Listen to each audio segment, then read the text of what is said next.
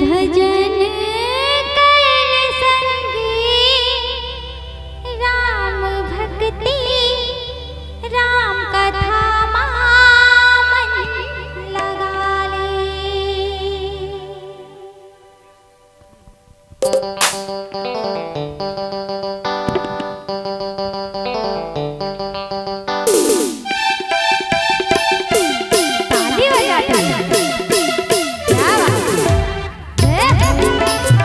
क्या बात है।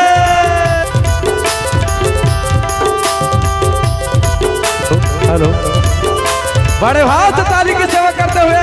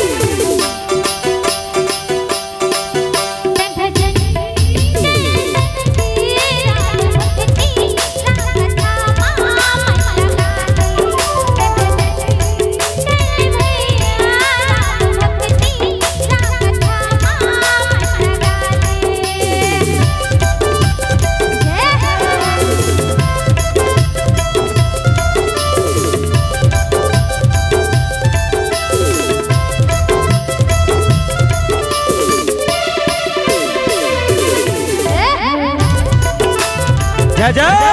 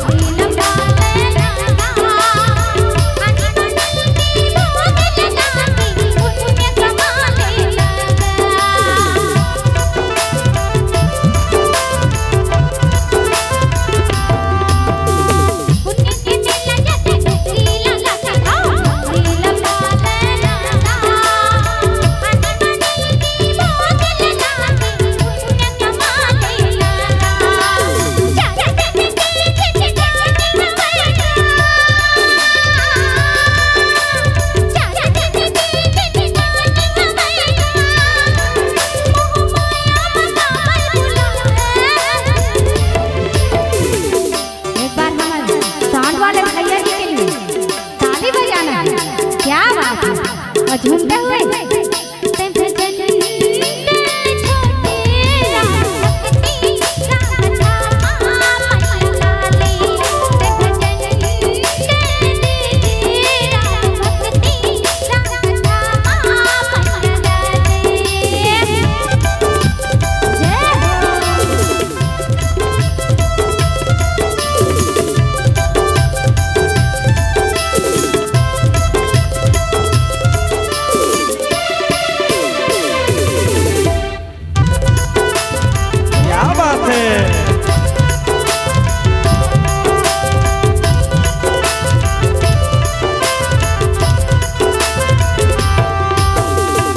लइका पनला खेले गवाए चढ़ती जवानी गवा के सोच समझ नहीं पाए रे पगला माया मत भुलाए।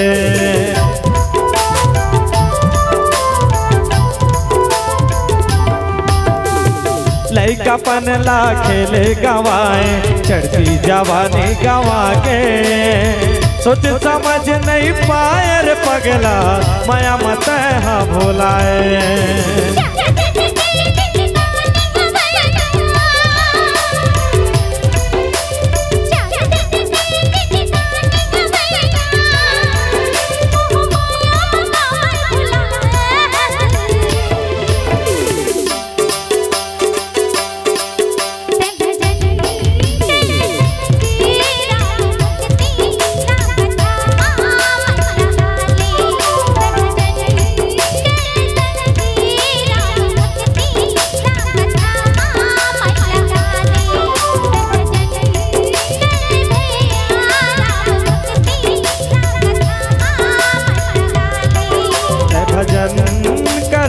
सीधी राम भक्ति राम कथा माँ मन लगा ले। भजन कर ले खेलू राम भक्ति राम भजन माँ मन लगा ले। बोलिए लखन सिया रामचंद्र की जय।